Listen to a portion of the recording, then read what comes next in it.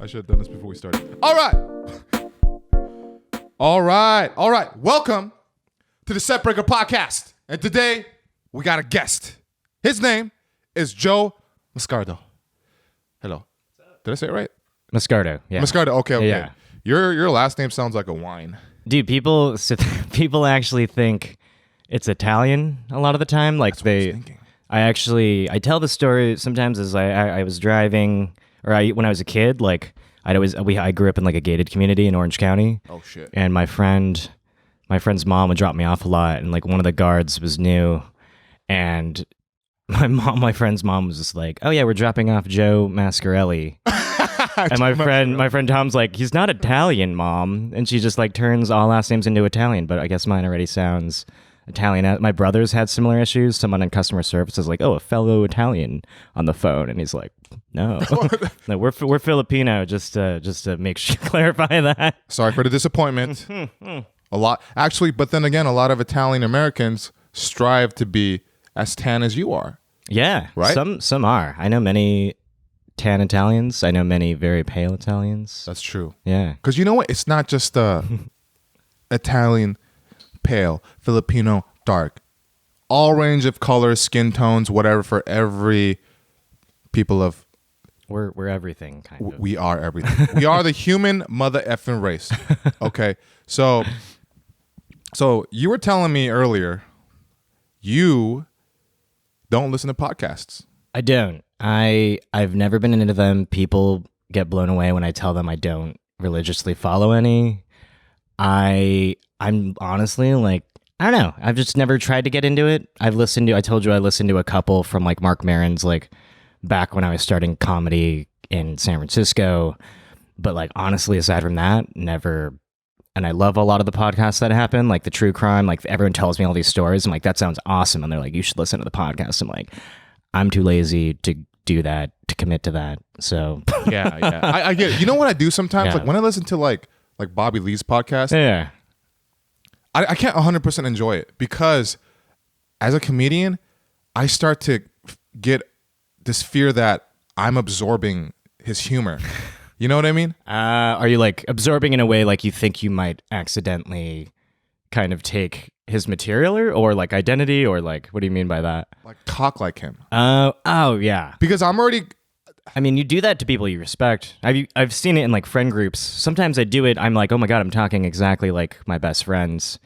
And I already have established who I am. So I get what you mean. I would probably, you know, I would probably do the same. Maybe that's why secretly I don't listen to podcasts, even though I listen to a ton of stand-up comedy. So yeah. Do you ever get worried when you listen to stand-up comedy that what I said would ever be an issue? Like, no. I think stand-up comedy, you should be able to do whatever you want.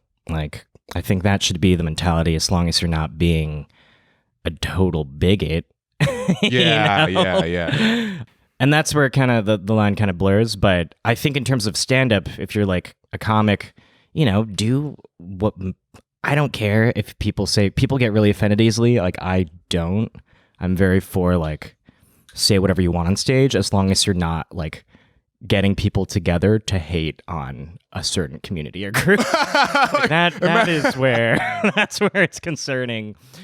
Imagine that it's like Hitler, because like Hitler was like a failed artist, but then instead of like yeah. a failed comedian. Oh, that would be terrifying. Dude, because he would, no matter how much he sucks, he would still have a level of charisma. Yeah. You know, because there's a lot of shitty comedians that are charismatic still. Yeah. I mean, there's a lot of shitty, charismatic, unfunny comedians that people like because of their charisma, and they don't really see past that, which is a little concerning.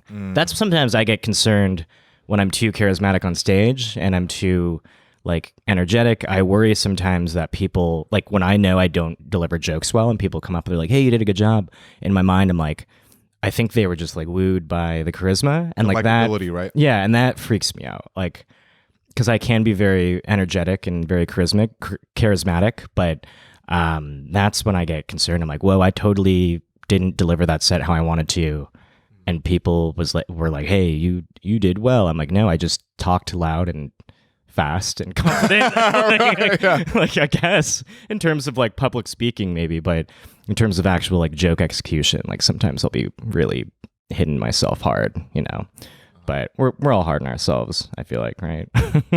Constantly. Yeah. Constantly. So do you ever kind of dampen that energy then when you start thinking like that? Like, okay, I gotta try this another way without this extra. Yeah, I've done it with a number of jokes. There are certain jokes that I've used for like months that I've realized I have to like slow down and really like let the audience kind of absorb it in. And, I think talking fast and like there are comics who can just like say line after line after line that are like hilarious and like spitfire in a spitfire way. But like, I think I can kind of be a mix of that. But there are jokes where I've slowed it down tremendously and I'm like, whoa, that actually delivers way more. And it kind of fits I try to just go up there and be my personality. Like I'm not trying to be a character. I'm not trying to, and my personality is very sporadic. So I think kind of learning and still, years into finding our voice, you kind of learn these little things. Like I thought talking fast, even though people might think it's impressive, isn't funny. Wow, he talks so fast. Yeah, wow, that was like, wow, you talk fast and confident. I'm like, yeah, but my jokes were shit. like realize the jokes I said were shit. But it took me, quite a long time. Like I started in the Bay Area where you actually had more time to tell jokes because there was less comic. At least when I was there, 5-6+ years ago. And you had more time. So like, but I would still be so nervous when I was younger. I would just like tell my stories fast. And people were like, you were so entertaining. And I'm like, that's not the one word I wanted to hear. Yeah. Yeah. Can you say funny or something? Yeah. Or smart. Yeah. Yeah. Anything besides just me being like a jester. Yeah. Yeah. Please. So wait, how many years you've been doing it now? Dude, so on and off. So I've been telling people probably overall about 3-ish. I'm not the type of person that keeps track. To kind of tell you like how it went out is the very first time I did stand up, I was 19. I'm 29 now for context. 19. Yeah. I'm so jealous when I hear that. I did it in Arcadia in the middle of nowhere. Like I drove out from my parents' house in Orange. I was in community college and I was like, I'm just going to do this. Drove out like 2.5 hours in the rain. Whoa. Yeah. And I was like, okay, let's do this. So I go to the mic. There was like 60+ comics. I think it was called like the Joke Gym or something. I think if you search my name in Joke Gym, it probably I remember I like randomly searched it because they list every single person who's performed. I don't think it exists anymore, but like it was the best feeling ever because I killed it. I had no idea what it was doing. Yeah. But when I was driving home as a 19-year-old, I was like, wow, that was the most amazing feeling. But also I did like the hackiest shit ever. So I was very self-aware, and then I moved to SF for college. Went to SF State, and I was too kind of scared to do comedy for about maybe 2 years. And then I did it when I was about 23, 24. I lived in SF for 4 years. I did it less than 20 times. So like not consistently. I didn't consider myself a comic by any means, but like I did it and I tried it. I had probably out of the 20, one good set. I like couldn't figure out comedy and it was like killing me. And then I moved to LA to pursue stand-up. Didn't do it for 3 years. I literally was just working at a startup. And finally, a few years ago, I was like, you know what? I moved out here literally for this. I'm the worst procrastinator to not do this for years. Like, what? And then I got back into it. And then I kind of just forced myself to go night by night by night. And yeah, now it's like a living, breathing part of me that I get super anxious if I don't do stand-up for a period of time. Even if I'm on vacation, I'm like, in the back of my mind, I'm like, I need to do this. It's always there, isn't it? Yeah, but it's also like the gym. Like, I think we all make that metaphor. Like, you don't go to the gym for a week, then you don't go for 3 months. For me, it was like, you don't go do stand-up for a month, and then you don't go for 3 years. So I can't get back into that. Big moments of hibernation. Yeah. So yeah. I'm curious about what compelled you for your first open mic to drive 2.5 hours? Yeah.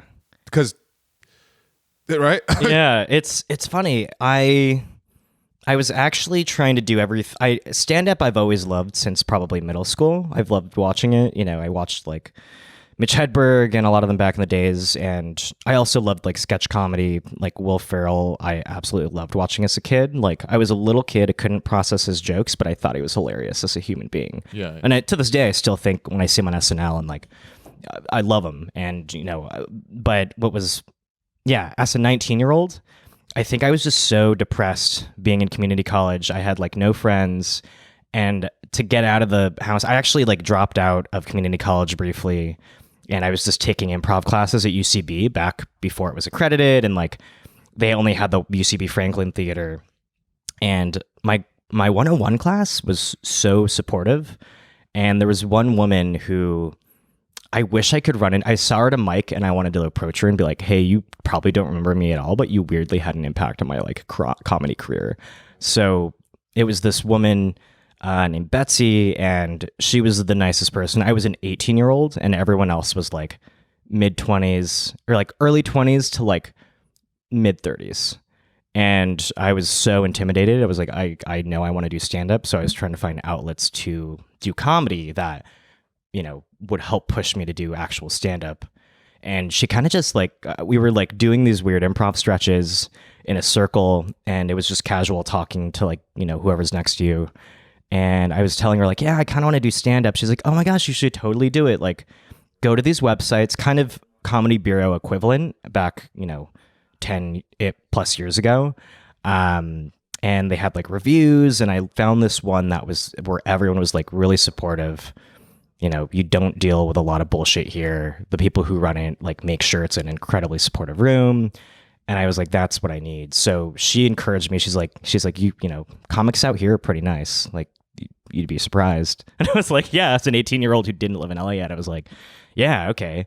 So she kind of pushed me, and then I found myself, I was just super depressed and sad. And I was like, you know what? I'm going to go try this open mic. And I drove out. I saw that the ETA was 2.5 hours back when I had my like fat ass Android, like the first Android phone. Oh, yeah. I think it was like the Evo 4G, where it like would run out of batteries and then like, fall off of your AC because the carrier couldn't even hold it. And then I found myself there, and it was like the most interesting group of human beings I've ever seen. Like I felt like a quarter of the open micers were like homeless people. And it was like, dude, and it was like in our kid, it was just like, where am I? I'm like, I'm going to fucking bomb. And then I went up, killed it. And then like one of the guys who ran it was like, that was amazing. He's like, I can't believe that was your first time. And then the woman after me, who I'm pretty sure was like a homeless woman who did open mics, started to hit on me, who was like 40 plus, and I was like an 18-year-old boy. Oh, damn. But I don't know, that pushed me, and I thought it would push me in San Francisco. But when I transferred to college, I was just so distracted by college. Then I just kept procrastinating. I was just like, what if it's never as good as that? And then I did my first open mic in the Bay, I think at this place called Portals Tavern. I don't know if they still do it. And I bombed so hard, and I wasn't used to bombing, that I was like, I'm not doing this for a while. And then I would do it like months later. Sometimes I would do a burst of like 4 open mics in 2 weeks, which isn't a lot, but when you're like 23 and trying to figure shit out, like it helps. But I think it got to a point down here where it just clicked, where it's like, if I don't keep going to open mics, I'm going to be as bad as I was in the Bay. And I don't want that. Like I want to be respected by my colleagues like yourself, and like and it kind of helps with this mentality, because the people in the Bay I felt like weren't as supportive as they were here. But I also was a new comic, and like, but the things I would see that would kind of make me sad and intimidated to keep doing open mics up there is like, I would walk into a mic, and seasoned SF comics, a lot of them were so pleasant and really cool and supportive, but like there was a handful that was so cliquey that they would like shit on brand new comics. And like, they've never, like, as far as I know, like, I'm sure they did, but like, they didn't talk shit on me, to my face. But that freaked me out. And I was like a, not very confident 20-something-year-old. And then when I started doing mics down here, I'm like, holy shit, everyone's like really nice. This is way different. And, I hope it doesn't sound like I shit on like the SF comedy scene, open mic scene, but from my experience, like that was what kind of freaked me out, is like get. And then at the end of the day, as I got older, I was like, you kind of just have to deal with that shit. like, like, you know, it's like, who cares if people are shitting on each other? Like, my mentality is just be supportive. You know, that person who's new that someone is saying that they're awful, they're terrible, they could when I took a break up here in LA for a year, I saw like one guy who would constantly bomb with me, like at mics. I would see him at mics and he would bomb about as hard or a little less than I did. And then I saw him a year later and he kept doing mics and he was like killing every single room that I would see him at. So like, you know, it's one of those things where people can grow. Like there's no reason to shit on somebody who is new in the scene. I think if you're an asshole, then yeah, shit all over that asshole. But for sure. But you know, that's so my mentality now is just like be supportive, be, you know, people struggle. Like I had that internal struggle for years. It took me years to get back into comedy, to do it like almost every night. So that's why whenever I see someone struggle, I like try to push them, but it's also like their journey. If they want to be like, all right, I'm going to take like a 6-month break. I'm like, yeah, you do your thing, but you were killing it. So, you know, go do what you want to do. Yeah. That's kind of a like dumb move, but yeah, I can't tell you that cause it's your life. Cause I would like push people to do it. The people that I thought had a potential that I was friends with, like, same. Yeah. But to the point that I realized I was kind of like, I might have been overly bearing, especially for the situation they might have been in, maybe like work issues or, you know, things like that. I was like, no, you can't stop, blah, blah, blah, blah. So I think I was projecting some of my own, like, you know, like anxieties and right? And I think when you see potential, and like, who are we to see that someone has potential? But, you know, I think what kicks in for me too is like, because my day job, I'm a recruiter, so I have to deal with people who, you know, I love the job because you help people get jobs that they like, but you also have to deal with people who like want to do these crazy career pivots into something they're really excited about. So like, I think habitually, like I push those people because I enjoy it and it's fulfilling. So like, I think that's why sometimes I get too like, whoa, what? You're gonna drop out? You're not gonna do anymore? Like you were improving so much. You know, I think that's why I've become like this weird like overly supportive comic. Yeah. But I also try to like set boundaries and like, you know, I don't want to be the person who, you know, I still go out to my friends' shows when I can, but I also don't want to be the person where I'm like overly supportive to where it's just kind of creepy. Because I've seen that where I'm like, whoa, you're supporting me too much. Yeah, because like there's this guy, I don't know if he listens to this podcast, but we'll find out. Every story that I put up, he'll respond with an emoji. And at first I was like, fuck yeah. So supportive. I love this. Yeah. And then it got to the point where I'd start to get angry. Well, like for me, I had a similar one where the person kept commenting like personal stuff to me. Like, oh, hey, you've like lost weight. Oh, hey, you're looking, but they weren't like hitting on me. It was just like a weird thing to do when you're just posting a photo of you doing stand-up. Like okay. that's weird. It's like a weird kind of creepy support. You know, like I'm not used to it. I'm like, cool, I've got a fan, but I don't know if this is the fan I want. Yeah, it's like, oh, your hair got like like really specific. Yeah. It's like, wow, did you get tanner since you last posted? It's like, yeah, it's wintertime, but also, why are you noticing these things? I can see what they're trying to do. They're trying to be more like personable, and maybe it's something that they're naturally like awkward and don't really know how to socialize. Or they're overly proud. They're like, this guy does stand up, and it's like, so do us and the 1,000+ other comics in LA. This boy's my son. Yeah, man. That's interesting that you say though that you find the LA scene supportive, because people in OC will say the complete opposite of that. But maybe it's because of where you came from, or so I'm not sure. I did one, and here's the thing: I know a fair like a handful of OC comics, and they're the coolest, nicest. We good?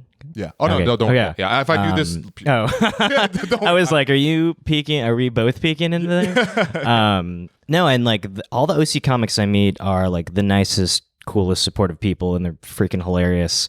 I remember the one time I did a mic there. I've only done a mic. It's weird. I grew up in Orange County, and I've only done a mic there once. But it was earlier on when I got back into stand up. Excuse me, and I bombed really hard, But yeah, there was a weird hate for LA comics. And that got me in my head as like a younger comic being like, oh shit. Like I better not bomb. And then I bombed. Granted, my material wasn't funny, and like that's why I bombed, at that time. But like it was one of those things where I meet a lot of OC comics now, and they're like so cool and supportive, and they're, I don't have any issues. I don't have any issues really with any city of comedians. Like, I was talking not super positively about the SF scene, but that was my personal experience, and like that could totally have changed. And it was also my personal experience. Maybe I just kept walking into rooms where it was just the same three assholes who represented every single scene, time. Yeah, yeah, I don't know. I need to get back more in the OC scene. I think it is a bummer. Sometimes I will like shoot people videos that tend to go really well, and sometimes I'll get like kind of strange responses. Like they won't respond, which is totally normal. And then I'm not gonna say who it was, but I saw them at a mic, and this person was just like, "Oh yeah, I saw your video. Yeah, you're in a comic out here. You're from OC, right?" And I was like, "Yeah." And I'm like, "I'd love to do your show." And then this person was just like, they like didn't respond, and I was like, what the fuck was that? Like, in front of me, and I was like, what? So they just all of a sudden was like, Yeah. okay, we're talking to a person, but right Yeah. now I'm gonna Yeah. go Instagram on you. Yeah, it was a weird thing. Yeah. But other than that, I have I have like OC comic friends. They're really cool. I think we just have to support each other. Like we all are in this like shitty trench together. Yeah. And if we do that, like, the Filipinos have this crab mentality thing where you're, all the crabs are in a pot and you're like they're trying to escape and they're all pulling each other down. Like, we're not going to succeed if we do that and like shit on other scenes, shit on other comics. The way we will succeed is if we like push each other and support each other and give true constructive feedback, not just like, hey, you bombed, great job. Like it's like, no, I bombed. Like, I hate when people like patronize me after I don't do well. But that's my mentality. Some people have a pure hatred for certain city comedy scenes. Like, so far from what I've done, everyone's really cool. I've done the Portland. I was in Portland a few months ago, and I'm going back for another show, and like all the comics there are absurdly nice, really cool, really supportive. I have heard some cities though really truly just shit on. They find out you're from LA, they like hate you. But I feel like the OC scene's opened up a lot more because I think they realized we have to work together more. Because the story that I told you was from like a couple years ago when I got back into stand-up. I don't even know if this person exists. Maybe they killed themselves. Who knows? But who knows? I have no idea. They were like, I'm too much of an asshole. Yeah. Yeah. I'm just out to respect people as long as you're not being a bigot or someone that's just really killing the vibe for for a positive scene, or for people that are trying to be positive, because we all deal with our mental bullshit. That's so true. The whole LA thing is so interesting. I want to ask them why, because like the only thing I've heard directly said to my face that had anything related to do with me, because I'm like in the middle. Yeah. I live in Torrance. Yeah. So I'm technically neither. Yeah. OC or LA. Yeah. But I do go to LA a lot more than Yeah. OC because there's just more stuff. I work out there too. Yeah. So when I did a mic in Long Beach, this guy said, after I got off, said, "Hey, dude, he's an OC comic, and I'm friends with him." And he said, "Hey," before I became friends with him, he was like, "You got this like you go to LA a lot. You're like LA comic. You have this LA confidence about you." And I was like, it was a compliment, but I also don't know what that means. I don't know what that means. Yeah. I didn't ask him to delve into it more. Yeah, it's a weird like the guy who kind of who kind of just like looked at me when I asked about like getting time. Yeah. A part of me wonders if he's just upset I don't do mics in Orange County. But the reason I don't do mics in Orange County is because I live in Los Angeles. Like, and you work in Los Angeles. Yeah, and then when I go to like Orange to visit my parents, I'll like hit up some my comic friends, and they're like, "Oh, there's literally only like this mic but we don't recommend it. I'm like, yeah, all right. Well, I'd rather just kind of spend time with my parents than, go. Because the thing is, the mics out here, there's so many, it just wouldn't make sense for me to drive an hour to do an open mic, just to do an open mic. Like, I feel like there would need to be a reason I'm there. So around the holidays, I'll look into mics and I'll look into stuff. But yeah, I feel like that some Orange County comics in the past, I feel like gave me kind of shit because I'm someone from OC, lives in LA and doesn't do the scene in OC, but it's more, I do it for accessibility. I want to save gas. I don't want to spend miles. I can take the train to some mics. That's really nice. They're acting like you betrayed your whole race and your people. Yeah.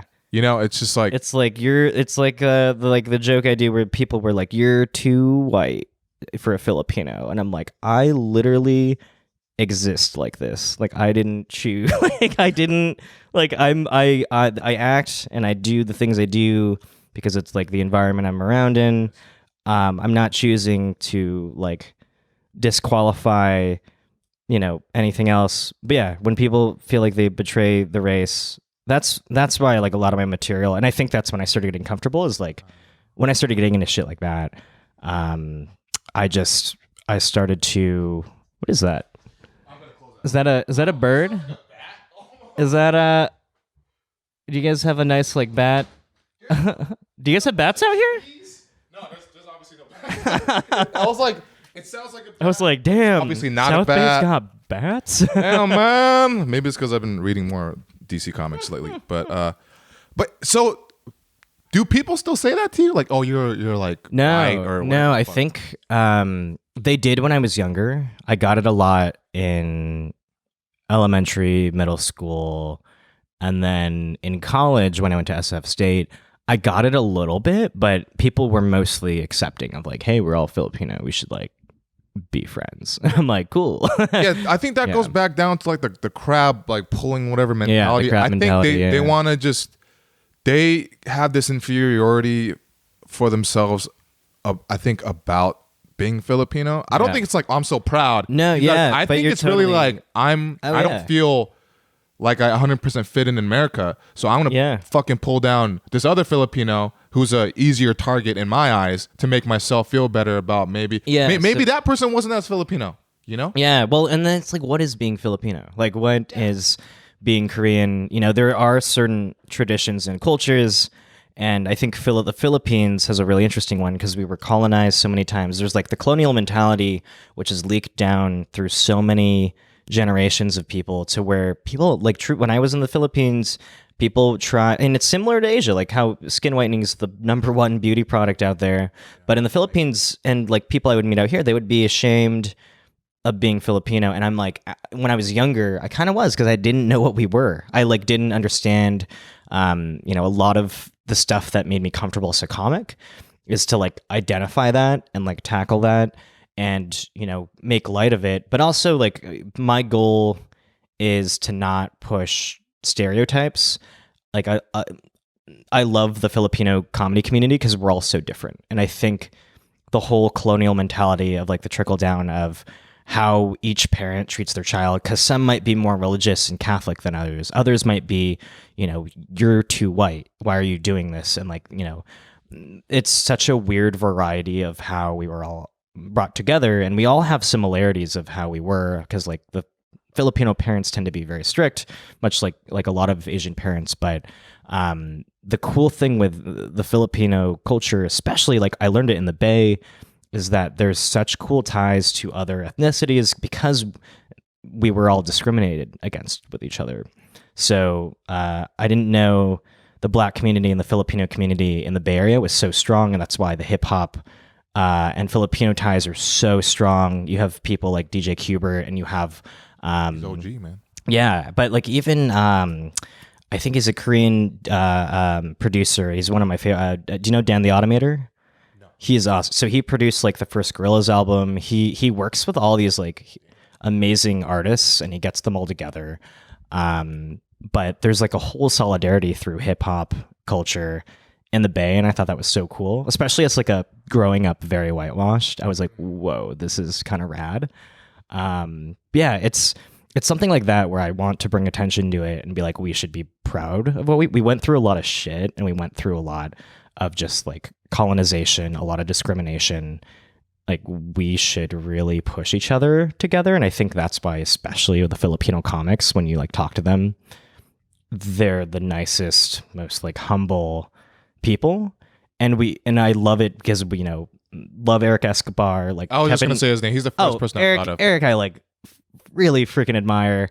And then he threw this show called Lumpia Haha, where I got to meet. Oh, I saw that. Yeah, a bunch of really cool Filipino comedians who I'd never met before, and everyone was just so humble, so supportive. The type where they're like, yeah, if you have a show, like throw me, like I'm down, like just let me know.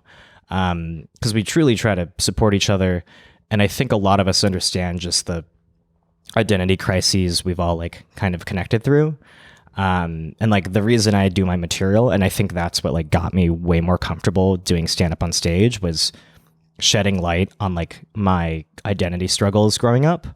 But then have people come up to me and they're like, I totally had to deal with that when I was like, I grew up too whitewashed, or like I grew up too Catholic. I didn't know what being Filipino was. Because there's some comics will do very stereotype heavy stuff, not even just Filipinos, but a lot of other POC comics. And I try to veer away from that because I feel like that's kind of just pushing the stereotype further, Yeah, or it's kind of like I'll hear these jokes and I'm like, that's a joke I hear at like a family party. Like you're making people laugh at a family party and you're just trying to get that audience. I'm trying to get people who aren't just Filipino. I want to have people who maybe went through the same struggles I did, and they can connect with it and they can feel less bad or more positive about the situation. Like that's, I think, what it comes down for me as a comedian right now. A lot of people have their different No, because like it's like I would always open up with this joke about my dad. Like, it's unique in the sense of that it only happened to me. Yeah. Where he'd be like, he wanted me to be a doctor so bad every day. He'd be like, good morning, Dr. Kim. Right? That one. Yeah. And I kind of hate it at the same time because it's like the accent's real, but yeah. But I've had people that weren't Asian, like white. Yeah. Say, oh, dude, I've been there. But see, you can take personal experiences like that and spin it, but that that's a joke I hear. That's a premise that can be really common, but you can have a personal twist. So you have a personal twist. Because nobody's got that. Yeah. And if anybody says that, they stole that shit. Yeah. Only my dad did that because he was a different guy. But I still kind of hate it because it's like a part of me is like, dude, do you really? I think it's because I'm connecting it with these other Asian comics that I know they're just banking on the accent. I actually didn't do it with the accent for a long time. But then they were like, you don't have to lie about it. Yeah, and I think the accent thing is really interesting too, because and I don't think there's anything wrong at all. Like when I hear a comedian do a Filipino accent, I actually laugh because it is funny and like it sounds really. Filipino accents we all sound very similar. Like I sometimes I'll hear somebody, I'm like, that sounds exactly like my aunt, and then I'll hear someone else, I'm like, that also sounds exactly like my aunt. That person. So I think the thing with the Filipino accents, it is a funny thing. But I was actually talking to this really awesome Portland comic, and I think he was doing stand-up and writing down here, Shane Brendan, and he has a show I'm doing next week. He's half Filipino, half black. And we actually got into this whole thing about why we don't do accents in our sets. Like, we'll do it to each other personally because it is a funny thing and we relate to it. But like for our jokes, it doesn't. It doesn't really add anything. Because he brought up the point, and I think he was talking with another POC comic, and he's just like, people know what these accents sound like. And I actually tried to do accents when I first tried to go back into here, and it just wasn't hitting. And then I'm like, I feel like I'm just adding a layer that doesn't need to be there when the joke is just whatever the punchline is. Even like we all know, like I tell people my parents immigrated here, they can probably picture it in their head. And if I add an accent to this joke I do that I open with a lot, it totally kind of blurs the whole punch. Because you're like, am I supposed to laugh at like the accent or like the actual delivery or the actual punch? Like, what am I laughing about? So I feel like there are times where jokes truly need the accent. Like a lot of Filipinos mishear each other because we mix certain words up. But that's why I try to veer away from that. There are comics also who are freaking amazing, Filipino comics who've already done these jokes, and it's like, give it to them. Like, Joe Coy's taking, dude. Not only is he doing the Filipino accents, but he's like, hey, the Hawaiians, the Japanese, like. I'm like, yo, man, leave something for us. Like, I love Joe Coy, and he's hilarious. But I like he's taken the whole like, he does it right though too. So I'm not hating for sure. Well, like him and like Rex, like the first solid Filipino comic, and then there's a bunch of others who do it really well, and I think it does add to their jokes.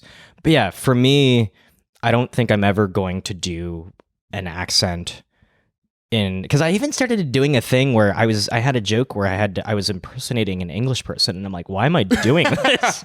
Like, why am I? Like, I can kind of see that though. Like the way you talk is already kind of like very like proper, like just like like every word you say just sounds like you really think about it. Oh, I keep getting compliments about how I sound lately, and it's making me feel very good. I was at a mic, and this woman, this comic was just like, the host was like, you have a really soothing voice. And I was like, cool. Yeah, it sounds kind of like one of those like yoga apps or something. Not yoga apps, but the like therapeutic Headspace. Like Headspace. Like, yeah. I used to actually work at that company, and someone at that company kind of said, they're like, you've got a soothing voice, and I'm like, well, I'm never gonna do the actual audio for any, like, I just think it's a funny thing. I've never thought about it until later in my like adult life, because people start being like, oh, you've got like a nice voice, because we all think our voices are annoying. So when I hear it, it just sounds like I don't. Oh, thanks. I'm actually in love with my voice. Really? Yeah. I know it sounds really narcissistic. Do you just talk in the mirror and you're like, yeah? I actually do that. Really? But what I do is if I record my own voice for like a joke, or in this case a podcast, I'll listen to that podcast episode like 2 or 3 times. Yeah. Just to listen to the voice? I don't know why. I don't know why, dude. I used to hate my voice. I used to hate it in high school. Yeah. But like now, it's probably the most narcissistic part of me is. It could be worse. There could be worse things to be in love with yourself about than like the voice. I think is like a kind of a funny, unique one. Like mine, like hearing myself talk right now, I want to just like take this mic and just like slam it into my ears. Oh, really? Yeah. Sometimes I feel like it's too nasally, but people don't think that apparently. I don't know why. You do not have a nasally voice. Oh, thank Trust God. me. There's nasally. Thank God. Yeah. Yeah, but that's maybe I should capitalize on the whole voice thing. I don't know. Yeah, because you talk kind of like a doctor. Wait, what? Like, really? like you've learned, like maybe you used to be a little bit harsher with the way you spoke, but then through your years of training to where you'd have to talk to people that were on their deathbed about to die, and you had to console them. You know what I mean? Because you can't just give news like, you mean, hey, you've got genital warts. Yeah, and it's probably never going to go away. Oh yeah, well maybe I actually kind of. Can you say that? Can you say that to me right now, in your voice, in a soothing way, that I have genital warts? Mike, I think you have... No, I'll say it confidently. Just to like... Mike, you have genital warts. It's never going to go away. I'm sorry. Well, it hurts, but thank you, Dr. Mascardo. That sounds so weird. My sister's a doctor, so when you said that, I thought of my sister, even though she's a psychologist, and I'm like, why would she tell someone that you have genital warts? It's never going away. That's not a good thing. Yeah, but I mean, it's years of training of having mostly white friends growing up in Orange County. Yeah. Dude, that's fucking hilarious. Oh, I actually want to do one more voice thing with you. Yeah, of course. Okay, now I want you to threaten me. But I want you to say this. I want you to say that I hate everything about you, and I'm going to kill you and your whole family tonight at 11 p.m. Are you gonna like clip this and then send it to the police and then? Yeah, Mike, I really fucking hate you. I hate everything about you, from head to toe, from your voice to your comedy. And if you open one more goddamn if anything comes out of your mouth, I'm gonna fucking kill you and your whole family and your dog. Even if you don't have a dog, I'm gonna adopt you a dog. Then I'm gonna murder it in front of you guys. Please don't send this to the police. Yeah, it's funny because my dad is really he immigrated here from the Philippines, and the first time I've never seen him like interact. I've seen him interact with his coworkers because he's some like VP. He's an electrical engineer, and we were driving to like Best Buy or something, and I was like maybe 16 or 17, and the only way he answered the phone, and it was all like electrical engineering jargon, and I could not. He's normally like a really funny, like very personable guy, and like jokes around a lot, and I think that's where like a lot of my kind of I'll like mess with people and like kind of prank people sometimes, and I think it comes from like him. But I've seen his also like because he used to take out the belt and like yell at me, and it was just like it was a Filipino Catholic thing, you know. But there was one time we were driving to Best Buy and we were having a totally normal conversation. He's like, "Oh, how's school?" I'm like, "Oh, it's good." And then he gets a call and he's like, he starts to talk on it. He's just like, "You what? Okay. Well, you need to make sure that the grids are," and then he was talking all this jargon, and in my head, I'm like, my dad sounds like a legit like mobster. And I'm like, I am so glad, like, I'm glad I'm his son. I've never thought this in my life. I'm glad I am his son and not his like a subordinate under him at his work, because I've always seen him with his employees and he's like a like happy-go-lucky guy, and then hearing him talk like that in just electrical engineering jargon was the most terrifying thing I've ever heard. It's like, I need you to repeat what I just said. Okay, like I'm like, did your accent go away, Dad? Like, wait, what happened? What? You're that mad? Like your accent went away? Like your dad goes, "If you cross the wires, you cross me." Yeah, it was seriously. It felt like that, and I peed a little in the car, and then he like hung up, and he's like, "Oh yeah, someone messed up at work." And I was just like, "Yeah, clearly, Dad. Holy shit." So you said that he knows how to make people feel good, right? Like he knows how to connect to them. I think when with his team, yeah, he was really. I'd always like he'd take them out for lunch, and I'd see him like joke around, and then so it was a totally different side of growing up with him. Like I would deal with like him as a upset parent. I was a shitty kid. Like I had every right to get yelled at and like spanked from like I would do really bad stuff. Like one time I just like caused trouble. Like my mom went out to go pick up my brother and my sister from school. And then immediately in my mind, I was like, I'm going to paint the house with my sister's nail polish. And then I literally remembered like the rush from that. Yeah. I was like 5 years old and I still remember it vividly. That's how I'm like, why am I like remembering all these terrible like memories? I ran into a room. I grabbed like 2 different things of nail polish and I just started painting the white walls of our home. And then they got back within like 10 minutes and I got into a lot of trouble. But I would also do bad stuff. Like I would throw just like heavy toys, like a plastic, like squirt gun, like a squirt handgun at like my sister's like head. I was the type where they would be like, oh man, you know, this is where like the accent I think is kind of funny because my aunt, we would go to my aunt's house and there'd be stairs like that, and she's like, don't go upstairs, and then I would literally like sit at the bottom of the stairs, and then within like 10 minutes I'd somehow like find myself kind of creeping toward the top, and then you just hear Joseph, like get down here. See, I'm not even good at Filipino accents. That's why I gave up. You know, this is going back to the accent thing. You know what blew my mind one time? When I was trying the Filipino accents for my joke, someone came up to me and they were like, "Hey, you ripped that off Joe Coy." And I was like, "Do you know how accents work?" I'm like, "Do you think I ripped off Joseph because Joe Coy said, like, do you know how accents work?" Was he white? It was a white person, yeah. It was. If it was a Filipino person, I would be shocked. Yeah, because of course, like for like a split second, I was like, I think of Joe Coy because obviously he that's his whole fucking thing. But then right after, immediately after, it's Yeah. like, well, who am I talking to? Yeah.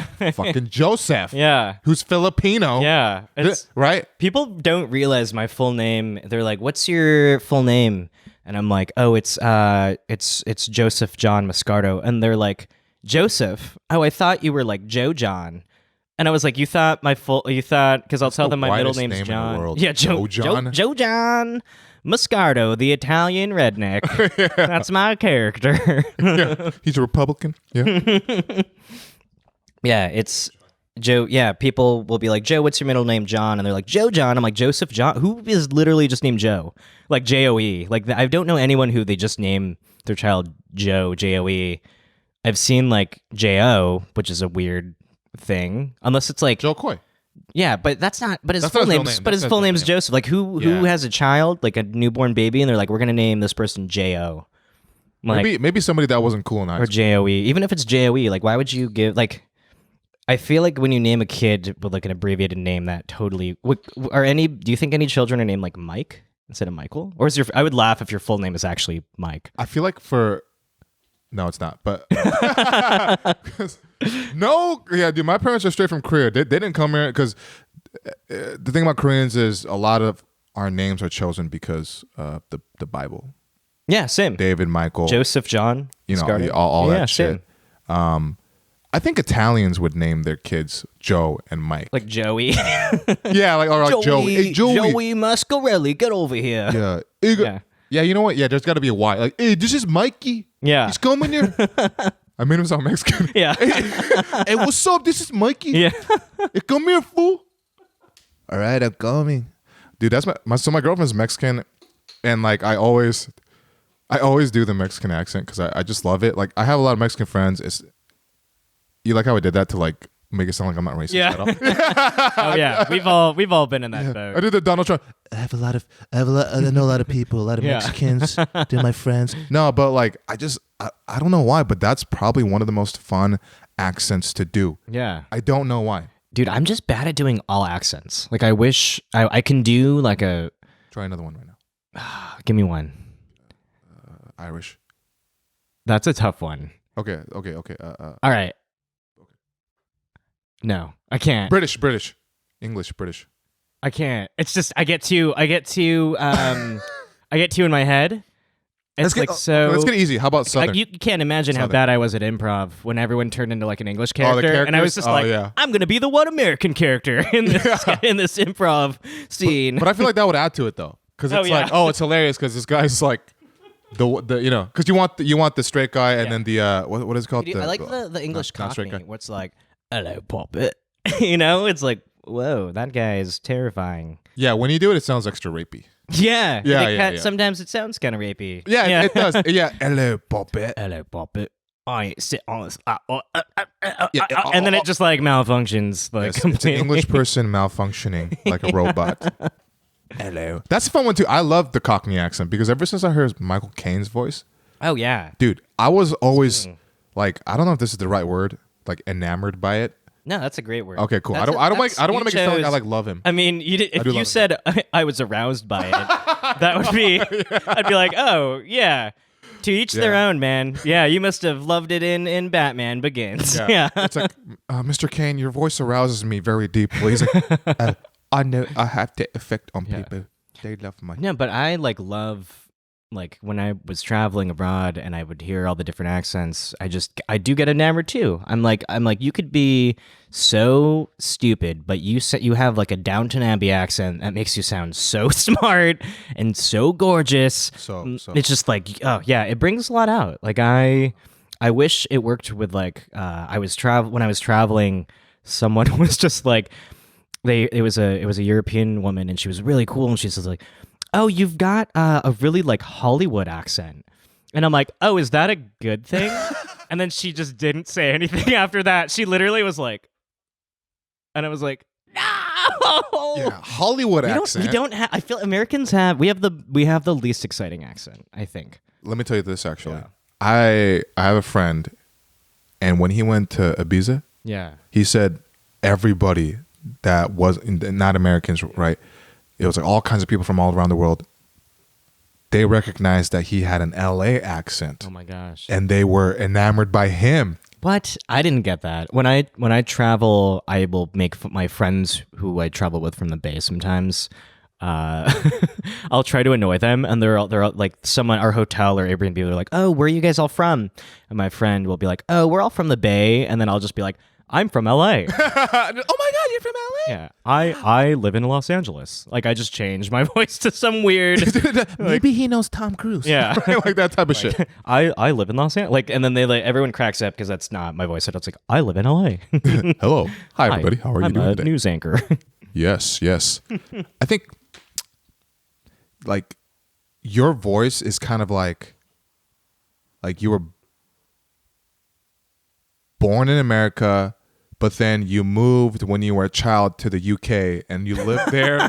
You lived there for like the rest of like your youth. Yeah. And then when you turned 18 and you were old enough to, do what you wanted to do as an adult, you moved back to America.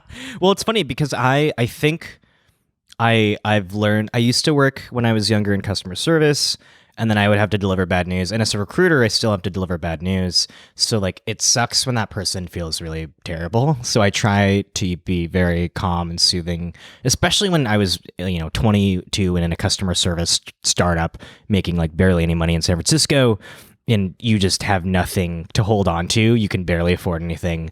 And the one thing is just like trying to turn something awful around and just being like, oh no, like I know your couch looks like it was set on fire, but we will send you another couch. Like, don't even worry about it. And they'll be like, thank you. Like after they were yelling at whoever they were talking to prior for like 20 minutes. So like I've gotten good at kind of turning around escalations, but I do it because I actually care. And I think my voice somehow turned into caring too much. And it sometimes I think that's why it bugs me. And that's why when I grew up, everyone's like, oh, you're such a white boy. And I'm like, I can't argue. My voice, I guess, maybe sometimes does sound very white, but it's sporadic because sometimes I feel like I can't. I do that weird thing because you know how a lot of Filipinos don't do this, but for some reason I do it where the L's turn into R's. I will do that accidentally, and I don't know why. It's really fucking weird. So I'll be having a conversation, and I'll be like, not like something blatant, like "oh, hello," like it'll be something really like. It'll be something really just where I will catch myself. Thoughtful. No, but yeah, and I don't know. Maybe it's because I talk too fast, and then my mouth is like, no. Yeah. But I've realized I've done that, so I have more of like a non-Filipino Asian accent. If I were to like talk, because I do like on the phone, I'll be like. I'm trying to think of another word. Like thought for actually could happen. Yeah, that actually is kind of a good one. Joel, you're so thoughtful. Oh, thank you. Dude, that's so fucking funny. Thoughtful. Because yeah, you know what? That sounds like a startup. Yeah, thoughtful. Thoughtful. You better trademark that. It's a startup for like alternative fur. You mean alternative? Coats. Alternative? Like alternative. I'll be like alternative, and then I'll be like, whoa, how did I do that? Actually, grown up, did you used to make fun of that accent a lot? Because I think a lot of kids did. Did you always? So I think it was weird for me because I didn't know what I was. So I think the only reason I did when I was older was because I would see stuff like South Park, and not to say South Park was hilarious, but then I would see stuff where that was like a common stereotype people would joke about. But one of my favorites was when I did start making fun, like truly made fun of it. I watched like a Vice documentary in high school, and it was like about North Korean propaganda. And I just like couldn't stop laughing how they're just like, North Korea. I don't know why I found it so funny. So then I would just like in my head, like in class, I'd like look at my friend and be like, welcome to North Korea. Like it wouldn't even say like I wouldn't even change the welcome, the R in the welcome. I would just like say how Korea. Korea. North Korea has the best submarine in all of the world. It was just stuff like that, and it kept saying it throughout the propaganda, and I was just like laughing.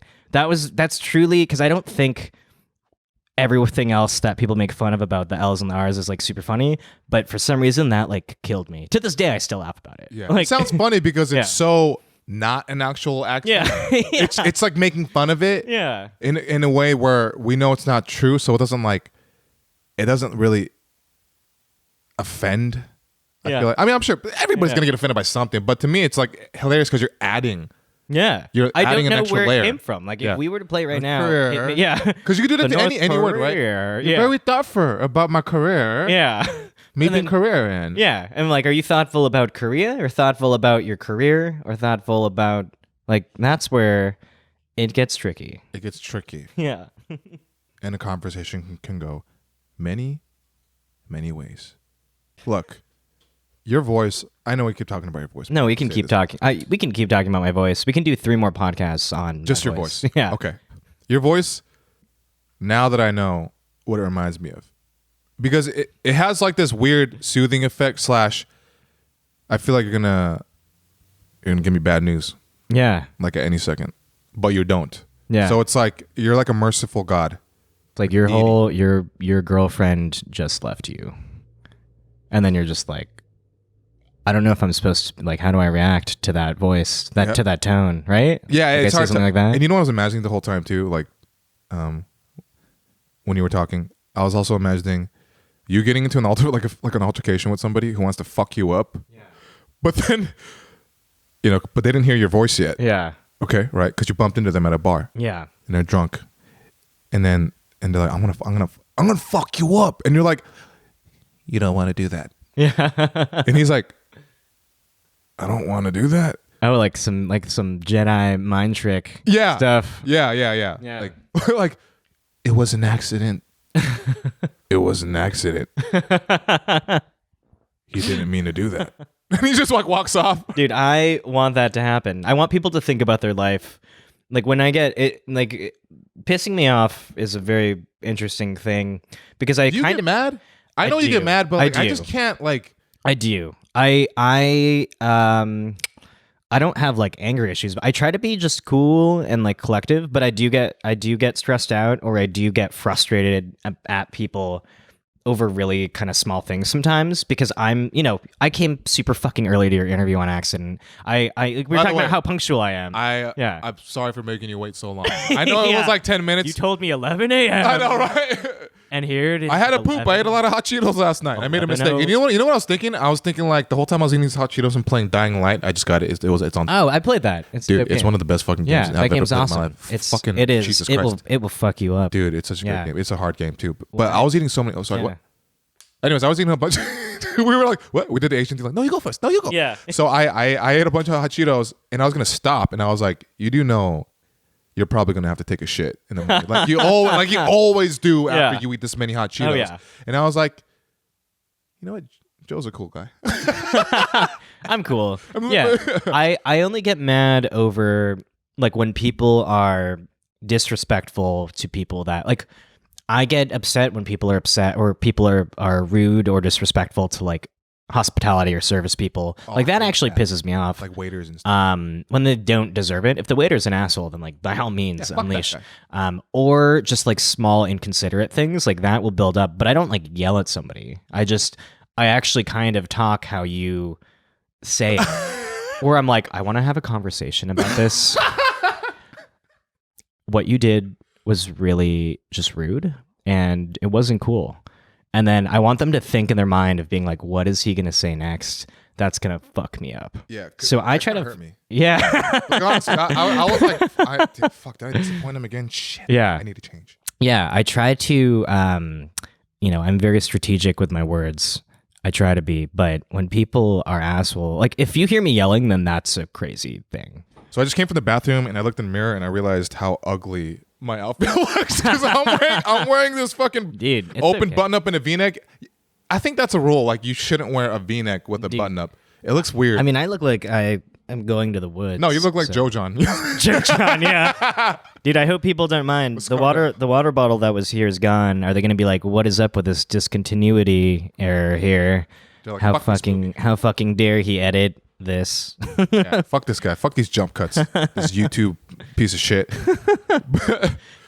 You did say you were gonna get a jacket, and then I feel betrayed that you didn't bring a jacket. I was looking at the jackets, and then I was like, I might start to sweat. I have a weird body temperature. I sweat. No, same. Yeah. I sweat really easily. Uh-huh. And I'm really, really, I love spicy food, but I'm like overly sensitive to spicy food. Dude, I'm Do you sweat when you eat hot Cheetos too?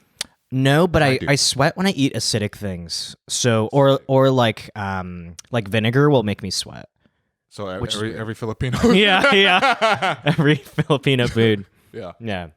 Vinegar makes you sweat. I don't know why. Someone who this was diagnosed by a nursing major when I was in college. They're like, maybe you're allergic, and I'm like, that is actually a possibility. Like, it could be. That was my first thought too, because yeah, you shouldn't be sweating from vinegar. Yeah, right. But it's weird. Anything like a lot of acidic things will make me sweat, which is weird, but sucks because I love acidic things and spicy and all that, and then I sweat too much. Even though I can handle it. Like, I can handle it, but I just start sweating. Oh, no, I'm like you. Yeah, people are like... They're like, whoa, you're really dying. You're and I'm Korean. Like, yeah. Did you handle this? I'm like, yeah, I'm Korean, but that doesn't mean, like it's like, fuck you. Like, I have, like, genetic defects. Yeah, right? I have hyperhidrosis. Yeah, me too. Yeah, mainly on the feet, though. It's fucking disgusting. Mine are the pits. Oh, you get in the armpits? Oh, the pits. Dude, fuck. Did you ever... They had this thing where you can buy it on Amazon, like, where you, like, dab it, and I don't remember what it is, but it's basically the thing that's in the aluminum, whatever that's in. The stuff that's really bad for you. Yeah, but they like overdose you on it. Oh shit! So that you're supposed to not really sweat, and I did that for like a couple days, and I was like, I'm probably killing myself. So I said, fuck it. And you have 12 types of cancer now. Yeah, probably. I mean, and I used to smoke cigarettes for like 5-6 years, so I'm probably gonna get some kind of cancer. I don't fucking know, but was that a little too real? No. Yeah, fuck it. Right. But here's the thing. So I have a test. So I've been with my girlfriend almost 2 years, starting this January. Yeah. In this coming January, and I have this thing to where I was always traumatized by like my foot stink. Yeah. Because when you're a kid, you don't have a car where you can get new socks, or like you don't know how to really take care of yourself, right? Yeah. So they'd be in this fucking same shoes all day, just sweating and just collecting funk. All the funk brothers are like, "Hey, you stink like shit." And I go to my friends' houses, and a lot of times they're Asian, and I had more than just Asian friends, by the way. But and then I'd take my shoes off, and this fucking, like, the gates of hell would open up, right? It would be this so bad. Nobody would ever say anything about it, but I knew it was bad, and I get so embarrassed because my dad would always be like, get mad at me. He's like, "Oh, your feet stink. Yeah. Wash them. The carpet stinks. Yeah. You ruined the carpet." And I think he traumatized me. So then, like, when I'd sit around at my friend's houses, I'd curl my toes underneath me to trap the stink. Wow, you've never had anything that's helped fix it, or like anything to? There's been no procedures or no discovery of how. I mean, it's funny. I have hyperhidrosis too. I'd be the same with, like, I would never wear light colored clothing because you would see how much I'm sweating. It's white. Yeah, if it's white, if it's gray light, is the worst. Gray, white. So I would always wear black as a kid, and I'm like, I hope people don't think I'm like a goth kid. I just don't want people to see me profusely sweat. Yeah. Yeah. No, I know those pains. I feel like if Asians, for some reason, you either like are really good, like, body temperature, and like, but I keep meeting Asians who have hyperhidrosis too.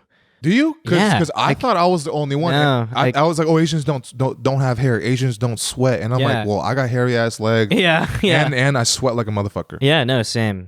I don't know. I think we'll one day get over it. I just can't believe there's nothing been since we were like kids that they're like, oh yeah, now we can help at least mitigate this. That's insane. I don't smell anything, so like you're good. Well, also I don't wear shoes. Okay. If I wear the shoes the whole day, then it's just. I always wonder what that smell is when I go to Mike's. I'm just kidding. It's probably me. No, honestly, because like sometimes I'm at work for like 12-14 hours where I have to wear, like, I'm on a show where I have to wear combat boots the whole day. Whoa. And then I'll go to like Burt's and I'm wearing Nikes, because it's got like airflow, but at the same time, not only does air go in, but air can go out. Yeah. So I'm just like, I know a motherfucker can smell my feet. I don't think. Well, you're lucky because I actually have a terrible sense of smell. Oh, do you? Yeah. So I don't know what happened, but 1 year I just kind of lost my sense. It's not just made me feel so much better. Yeah, so that means you can hang it. But if I can smell something, then that's not good. Yeah, because my girlfriend kind of has the same thing where she can't smell like too great. But here's when I tested her. Like, I would always wash my feet when I would go to her house, and I'd say, "Hey, I just want to do this," and she's like, "Okay," she'd understand. Yeah.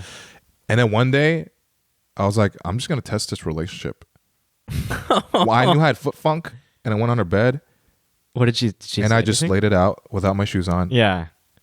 And then she didn't say anything for like an hour, and then I said, "Hey, does my foot stank bother you?" And she's like, "I don't know, I can't really smell anything." And I was like, "Boom, right there, Dude, we're gonna keep dating. We're gonna keep that's dating." a keeper. And now she says, "Sometimes I kind of like it a little bit. It's like you. It smells like cheese, and I like cheese." And I was like, "Okay, Whoa. yeah," because when you date somebody, I'm not some fucking dating guru. This is only really my second real relationship. Yeah. And I'm 30. I've only had 2 real relationships. Hey, you're third. No, I'm almost there. The way you said that, I'm almost there. I'm almost at the 30 mark. like a kid that says, "I'm gonna be there someday." I will. Yeah. I'm You're gonna 29. When's your birthday? I just had it. 21st Oh, I of said happy November. birthday to you, right? Yeah, you did. Okay, thank you God, did. You thank did. God. You texted me. It was Yeah, really yeah. nice. My memory hasn't been so good lately. So No, it's okay. yeah. Same. At least I said happy birthday. Thank God. I did say happy birthday. I DM'd you on Instagram. You did. Right. You did. You're good, man. You're covered. You're covered. There are a lot of people who are not covered, though. Yeah. So. Yeah, you motherfuckers. You're not a real friend of Joe. Joe John. Dude, I also love how you have the hot Cheetos hands. Oh, yeah, still, yeah. Yeah. I tried to wash the hot Cheetos off this They morning. kind of just stay on you forever. They do. Yeah. Like you're going to have that for a week at least. And then I was like, should I even go to an open mic today? Because people are just going to stare at my fingers the whole I think time. you murdered somebody. Yeah.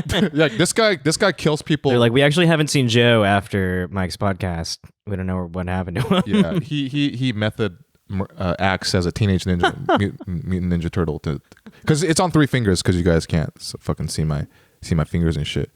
But like, man, I don't know, man. It's like, let's talk about this. When you first met me, what did you think? Oh, I thought you were a cool guy. Like, I met you at a mic. I was like, okay, here's the thing. I've never met another Asian comic who isn't supportive of like another Asian comic, but you were like memorably nice. Really? Yeah.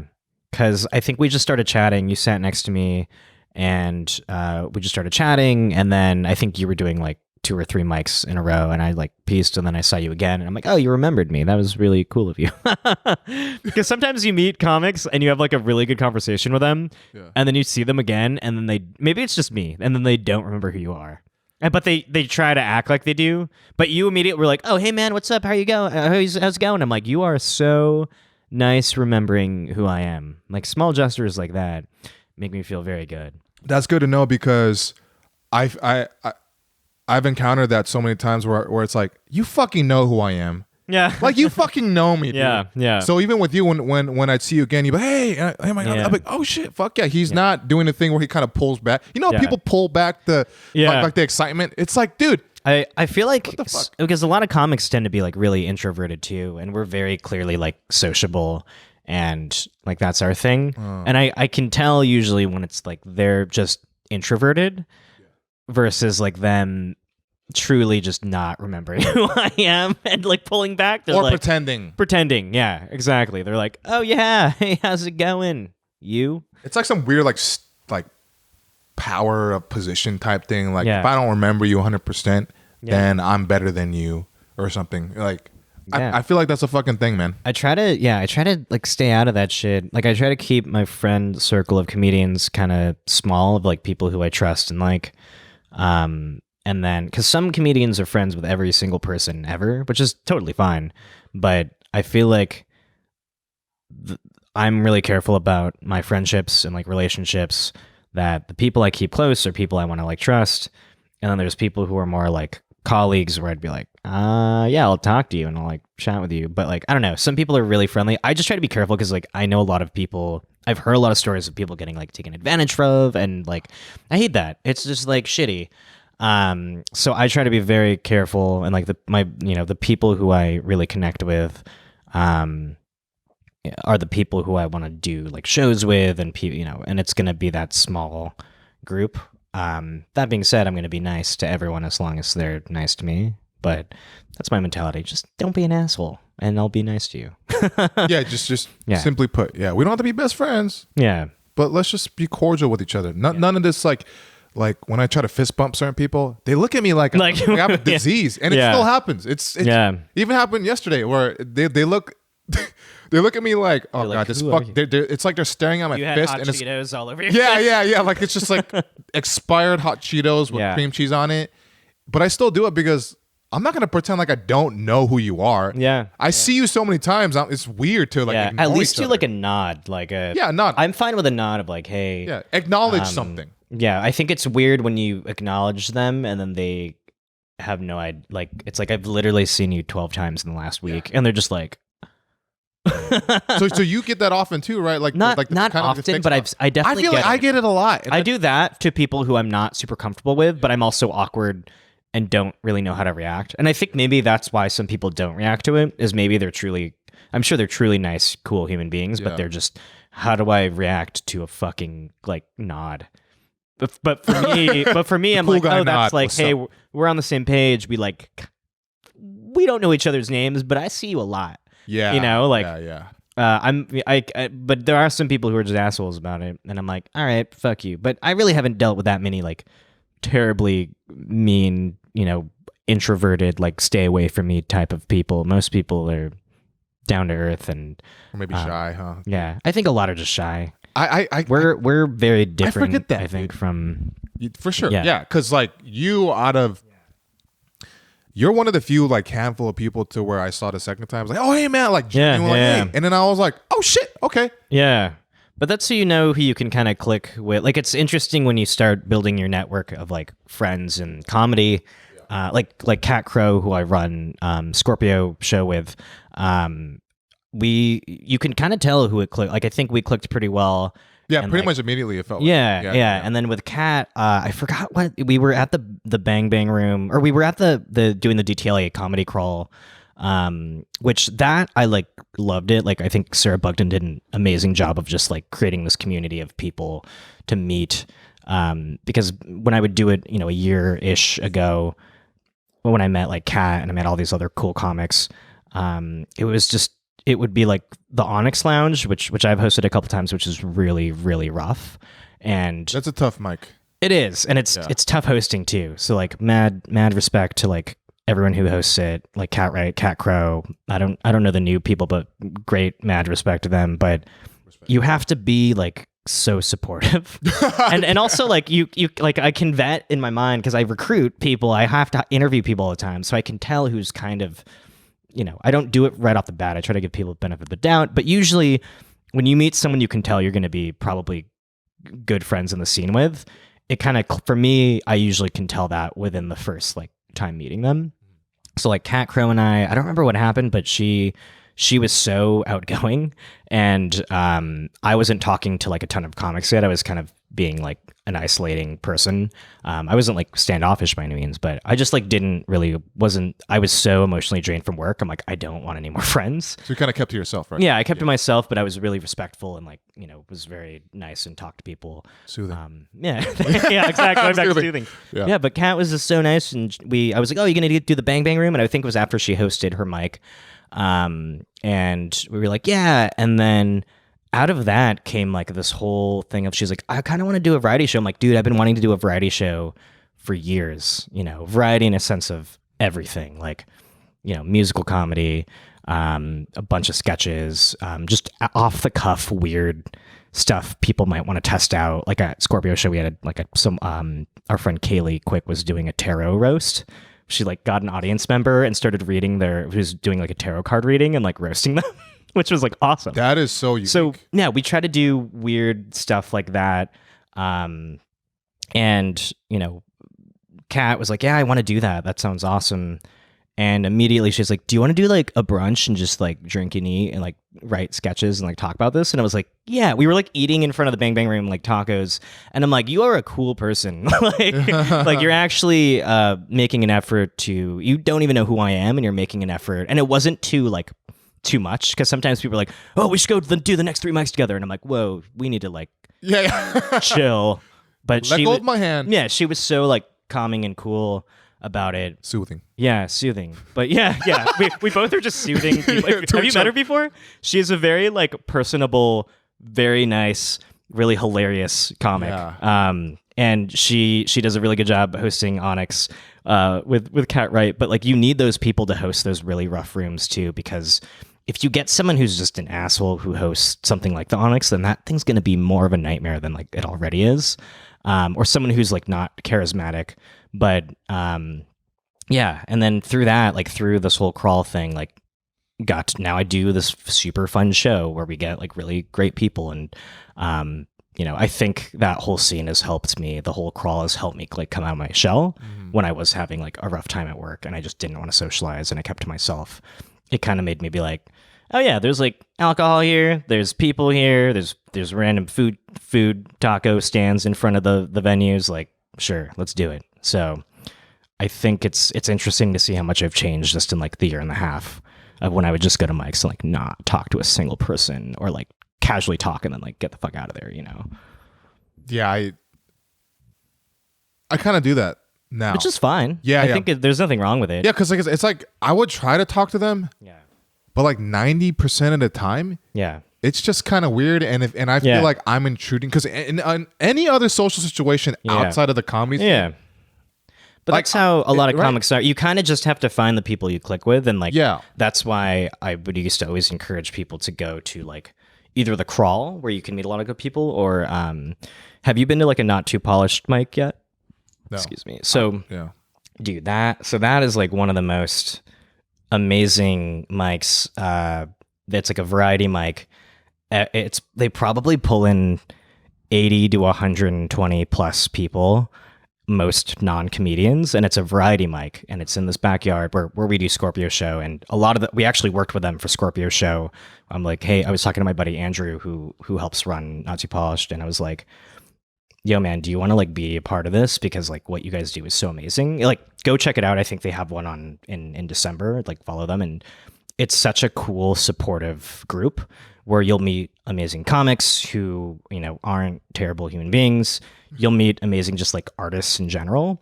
And it's something, you know, doing stand-up for, you know, a few years in LA, I had never quite seen anything like that before. And you'll have some of the most up-and-coming comics go there, do a quick set, and then you'll have someone do amazing poetry that makes like half the audience cry. Wow. It's like stuff like it's very like an emotional roller coaster, and they call it Not Too Polished because it's like, you know, they want it to be an open mic. They want it to be a supportive community, which I love. You know, they're like, come out here and you can bomb, but no one bombs. Like that's what's freaking crazy. Is you go out there and you test your stuff, and then people will come up after you and they're like, that was awesome. Like, hey, do you want to be on the show? Like I've had people like book me through that show, really? Not like for big shows, but like, like, you know, producers who throw really cool, like smaller shows. And then I've befriended really amazing people through like both that and then like the crawl. I think you just got to find the right community, because I kept going to these mics where like no one would talk to each other. That's what I'm doing. That's what I'm doing. And I feel like there's a part of me, like this sick fuck part of me, that purposely goes to these ones where it's not supportive because I feel like it's going to make me like weaker. You need that. I think that's why I like the Onyx Lounge so much, because even though the hosts were supportive, a lot of the comics I would see there were not. And then when you would see them over and over again, then you would start talking to them, and then it became like a weird supportive environment in this like totally bomb mic that I always I told Sarah and I told like Kat, and like even when I've hosted it, I tell people it's like a good bomb mic because it builds a good shell. You have to deal with the weirdest circumstances. I remember one time when I was hosting, this guy was picking off the dying skin off of his arm. It was like literally just it was gnarly. It was one of the gnarliest things I've seen. We're not talking dead skin. We're talking dying, like he was just necrosis type. It was bad. And so, and then people would get distracted. It's a room like that. You know, it's gotten significantly better because the way they format the show now. But like back when it first started, when like, you know, Sam Lopez would host or Cat Crow and like I would host, like I would see shit like that, and like homeless people would like roll in, which is a very much a thing for a mic. But when you experience those weird situations with comics who you don't really talk to, then it's like a weird kind of solidarity you build with people, and then you'll see them again and you're like, oh hey, how's it going? So some of it is like going to those mics where you want to die on the inside. And then if you keep going to those mics, you're gonna meet really cool people through that. Granted, that's how I feel about certain mics. There are some mics that I just will refuse to fucking go. I'm not going to name them, but I'm just like, this is a nightmare. Name them later, off the record. Yeah, just to me. off the record. Yeah, off the record. There are ones where I vow to never go again. Like I'll give it a shot like a year later, and then I'm like, wow, that is even worse than it was the last time. Oh shit. Okay. Yeah, like in my mind, like so. There's only a couple I can think of, but I think you have to do bomb mics. I hate when people kind of try to find mics. I don't hate it. I think it's not going to build you as a comic if you go to mics that are too supportive.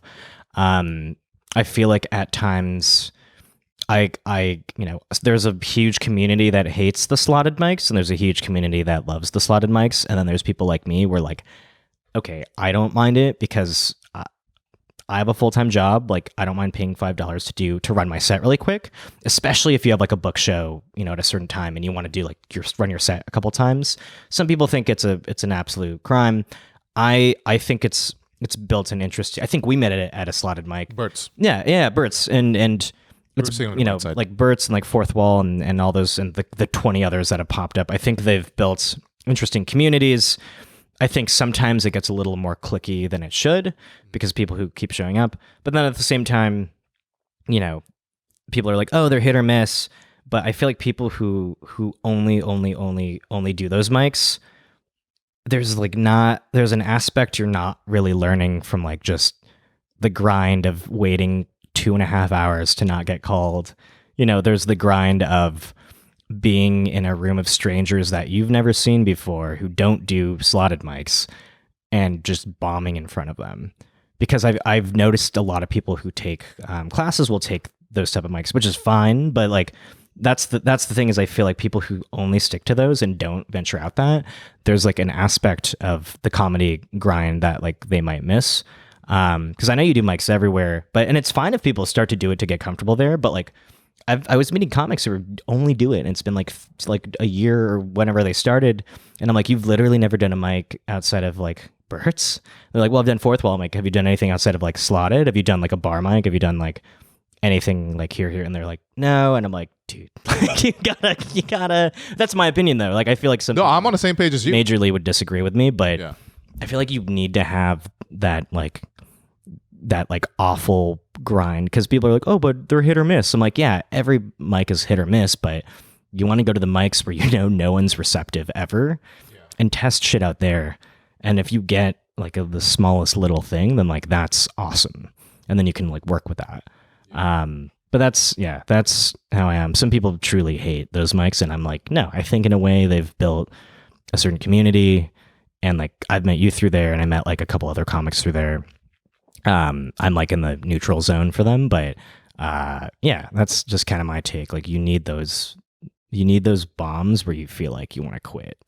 Yeah, dude. I feel like you need the kick in the ass. You have to. It's like this fucking boot camp that's necessary to toughen you up to let you know what's ahead in the future, so that you get it builds this like callous. Because there's rarely hecklers at those mics. You want to go to mics, you don't want to, but like you should do mics where you're going to get heckled, so you can how to deal with it. The potential of that, right? Yeah, where there's a lot of the unknown factors. Yeah, because if you have too many, if you're dude, stand up, you can't control. Stand up itself there's so many factors that you cannot control. You don't know what the fuck happens. So if you don't train yourself for these little things that you don't expect to come up, you won't be prepared when they do come up. Yeah, no, I don't want to. I'm not going to name this comic. I actually don't know their name, but I saw a comic because I don't know his name. Yeah, but there was a comic who I almost couldn't believe what was happening. This comic was at one of those like bringer type shows at the Comedy Store. Clearly, has not done a ton of comedy prior to that. And what was interesting was that this person went to, it was like one of the slotted mics, and they went up there, bombed so hard, but everyone was being like kind of nice and supportive. And then he started shitting on the people, the comedians in this slotted mic, the 8 9 other people, but not laughing at his jokes and how it goes really well at the Comedy Store. And then he started making fun of someone's like clothing, which was like the weirdest thing because it's an open mic. So it, like in my mind, I'm like, this guy literally never goes to open mics. He's criticizing how someone is dressing at a mic because someone was dressed in like shorts. There was 3 of us that were wearing shorts, including myself, and sandals or flip flops and like a t-shirt. It's a fucking open mic. Who gives a shit? What you could I've seen people wear pajamas at open mics, and he was criticizing there. And in my mind, I'm like, this guy's totally only done like a bringer show because he has some sort of connection to that bringer show. And then he bombed so hard, and then he turned the comics against him. And then the comic after that went up totally just like drilled into this guy. And it was like one of the funniest things I've ever seen. He was just his first 2 minutes were just doing crowd work of how that guy was just like, he's like, who are you to judge to fucking talk about how we dress at an open mic? He's like, do you go to open mics? And the guy got so uncomfortable. But like, it's shit like that. It's like, you can't get spoiled from these like too controlled environments. And that being said, the Comedy Store can go any direction, but a lot of bringer shows tend to have people who will laugh at a lot of these jokes. Friends of friends. And yeah. And I mean, there's like exactly. And like, they're going to be supportive and like laugh. And of course you have that. But if you go into a mic and you have that mentality and being like, I'm going to kill it at this mic, that's how you know you're just like a new comic who's like getting their shit together, or they're not going to make it down the road. Because that was something I had not seen in a while. I was just like, whoa, they're painting a target for themselves, essentially. I saw one enemies. Yeah, I saw one guy. He didn't even when people just say something like, it was like at a cafe in West Hollywood. This guy, he was bombing, but we all were. And then he's like, "This is the worst I've ever done." Like, don't say shit like that. Like, you're paying a target on yourself. It's like if the next comic that went up totally grilled into that. But that's the only time I think when comics will kind of lay into another comic that I've seen at mics is if you paint a target for yourself like that. And a lot of new comics do it, and it's totally fine. And I'm sure I've done it a lot when I was in the Bay, but like, that's something that I just like kind of, if I were to give advice to like anyone, I'd be like, don't do that. Just fucking bomb. And then you grow through the bombs. Like, you learn how to react to them. And like a lot of these comics who just do bringer shows or who just do, to me, like, they're like borderline comedians. Like, I don't want to call them out. They're not comics, but like, yeah. I think that's bullshit. You're skipping a whole scene of open mics. You're skipping a whole scene, and then you think you're like better than everybody because you can go to these type of shows. It's like, fuck you. Like, a lot of us, it takes us years to get to those type of theaters or type of venues. And like, that's, I think, where you build the solidarity of the people who like truly, truly make it. Cause like, you connect with those people, you're in the trenches with them, you deal with the hardest shit with them.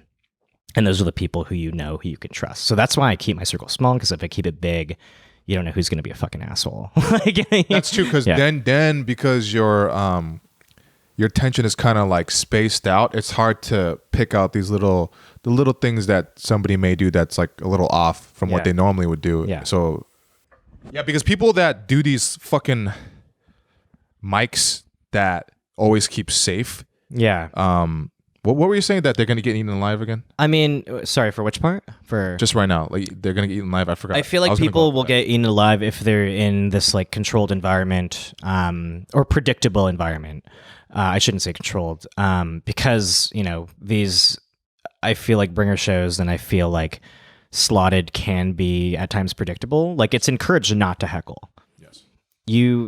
If you deal with that at a show, at a book show, and your mind just malfunctions because you don't know how to process it because you've never experienced it, that's tough. Like, that's why I make an effort to go to some really shitty mics. Like, I'm not going to name them, but I go because I don't care to. Like, I've gotten to the point where I just want to run through my material. But I also want the unpredictability of it. Like, I don't want to be in a place where it's like, you can't use your phones, you can't, heckle, you can't do X, Y, and Z. I think they're so helpful in a way. And I do slotted mics, I probably do like 50-50, like 50 slotted, 50, like 50%, not 50 mics. And like, yeah, that's a lot. That's a fucking lot. I have a full-time job too, but like, I try to do a balance of it because I mostly do slotted to like, of course, like to test material and run through my sets before like book shows. But then I also go to the worst. I try to go to the weird worst mics where I just want to know I'm at least going to get time. That's why I do like slotted, because you're in and out within an hour, and like you can meet really cool people through there. But I don't know. I try to mix it up. I know some people who only do it, and I think that's where it can be like problematic. And then I don't know. I can talk about this shit for like 20 hours, but like, there's a lot of weird things in comedy too. Cause I know, I don't have anything against like classes, and I know a lot of people have taken it. But what's interesting is I've heard some teachers will only encourage them to go to like their open mics or like, and I'm like, that is so shitty. That's a shisty thing to do, to teach and be like, just go to my open mics. Don't go to any others. You're like, that is a strange thing to encourage, like, to people who want to be comedians, or at least like get out of their shell. And I kept hearing about that, and I'm just like, no, like, you need to encourage these people to just like get out there. It's weird when you have a teacher who doesn't encourage you to. I heard my friend was like, oh, he didn't encourage us to go to open mics at all, and I was like, what? Like, so you're just gonna take the class and then like hang out? Yeah, that's weird. Yeah. I actually took West Side Comedy's stand-up course. It was like 3 classes. I had a buddy that did it too. Yeah. Mm-hmm. Did you like it? I loved the first class a lot because it was like, so I did stand-up like 5 times in 2015, and then I bombed so hard. The first time went fucking crushed. Yeah. 4 times after, it was just that was me. Horrible. SF. So then I left it, right? Bomb.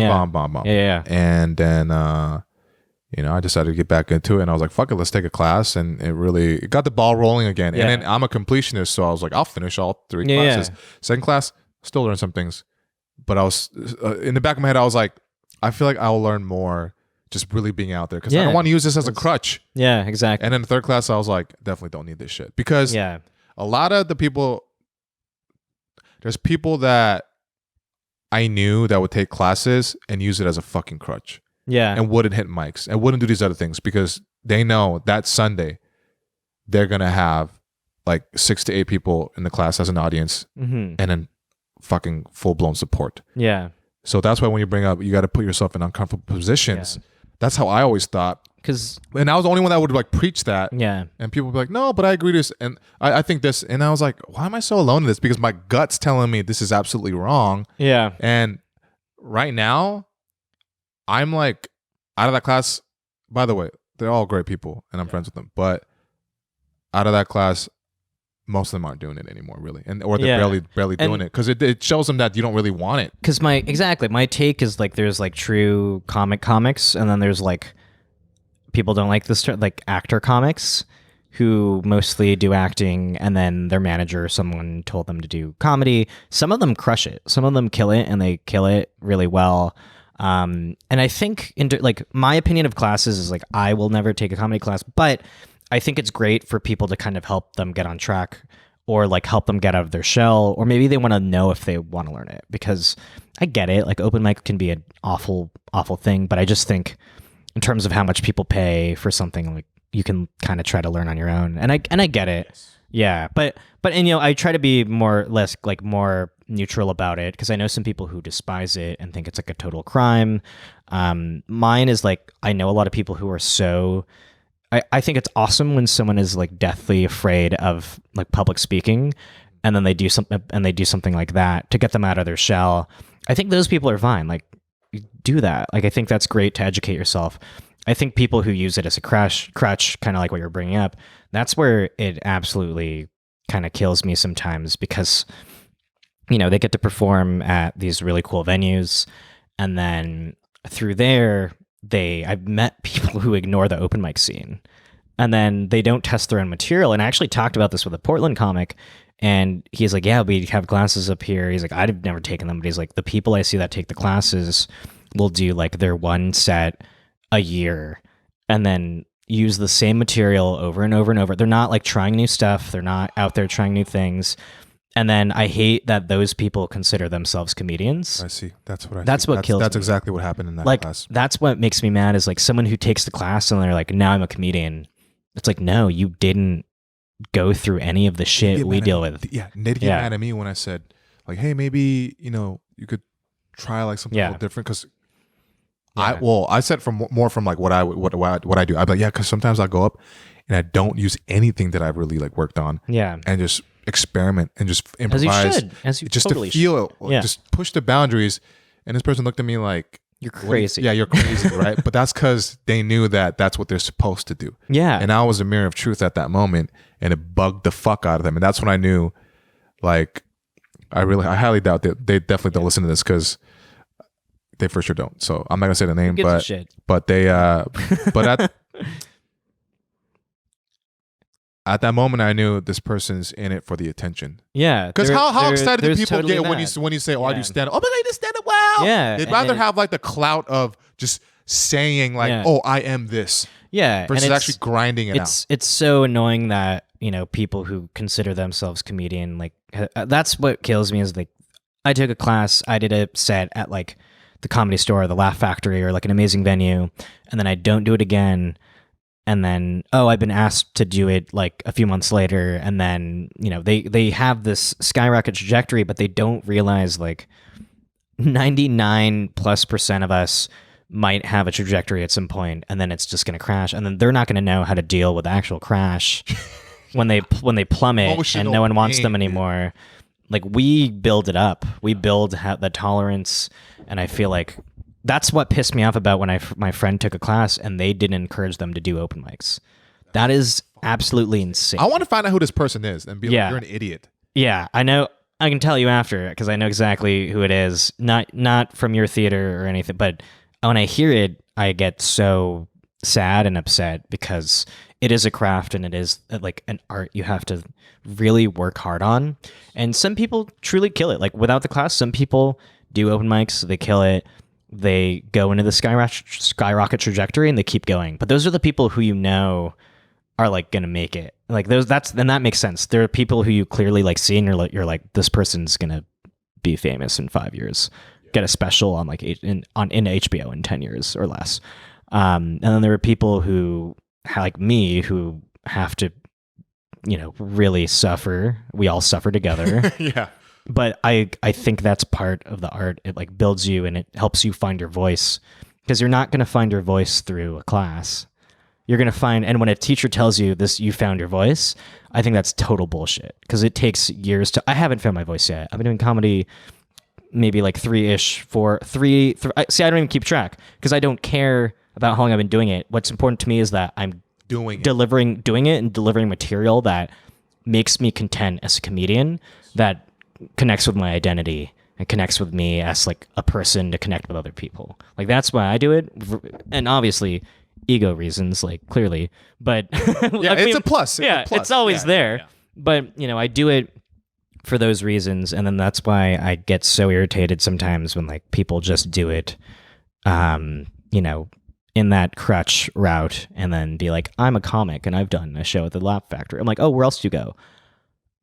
Oh, you can't tell me where else you don't know any other mics? You don't know, do you get booked at anything else? And it's just like, I'm like, cool. It's good to know you're a comedian that totally is killing it out there. you know? Yeah. But see, that's also why I separated myself from them, Which is good. because it's like, but you're self-aware. That's because we'd be in a group chat and they keep talking about like, I don't know, I try to do maybe like 2 this week. Anybody else? It's like a lot of like pity, like, or just like complaining about like that mic was really hard. I'm like that shit. And then I hear this and I'm like, this is poised straight. Imagine. I even could tell this fucking like 2 months in, I was like, this is poison to me. I can't. So I'd like ignore it. Yeah. I wouldn't join in with the fucking bullshit complaining. Because like, I'll never shit on someone if they take a class. I'll be like, cool. In my mind, I don't agree with taking it because I think you should do it. I can tell you why I don't agree with it. Oh yeah. After you finish this. No. I just say like I try not to like be negative on someone's experience, because I don't know the reason for taking like a 101 class or whatever. Because I think it is very different from people will totally disagree with me with this, but like I think it's very different from learning the art of like sketch or learning the art of improv in a class. Because I've seen people who sketch you can obviously do and figure out, but I think UCB, which is actually like accredited. I learned a shit ton there, and people maybe don't agree with that, but like I learned ways of thinking that I had never thought when I used to write sketch on my own. And I think that's really cool. And I know people would argue like that's what you can do for stand-up, but I feel like you can learn that by just going out to mics. Whereas like sketch and improv, it's harder to find that community right away to like test that stuff. So taking a class to help elevate those skills, I think is like, that makes sense. But sorry, what were you saying? Yeah, because unless you're putting out like a video like every week to where your reactions, stand-up is completely different. And the one thing about stand-up classes that I see an issue that I saw when I was taking the second and third classes, they're teaching you, the teacher, from their perspective of what they think is funny. And that's their voice. That's what's really bad.